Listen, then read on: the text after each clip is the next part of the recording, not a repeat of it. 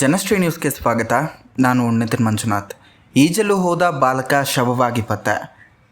ಶಿವಮೊಗ್ಗದಲ್ಲಿ ಸ್ನೇಹಿತರ ಜೊತೆ ಈಜಲು ಹೋಗಿದ್ದ 13 ವರ್ಷದ ಬಾಲಕನೊಬ್ಬ ಶವವಾಗಿ ಪತ್ತೆಯಾದಂತಹ ಘಟನೆ ಶಿವಮೊಗ್ಗದಲ್ಲಿ ನಡೆದಿದೆ.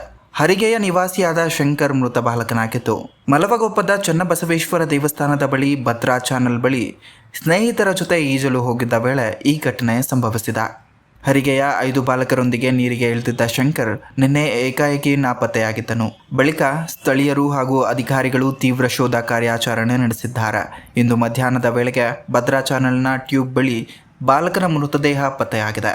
ಈ ಸಂಬಂಧ ಶಿವಮೊಗ್ಗ ಗ್ರಾಮಾಂತರ ಪೊಲೀಸ್ ಠಾಣೆಯಲ್ಲಿ ಪ್ರಕರಣ ದಾಖಲಾಗಿದ್ದು, ಮುಂದಿನ ತನಿಖೆ ಮುಂದುವರೆದಿದೆ.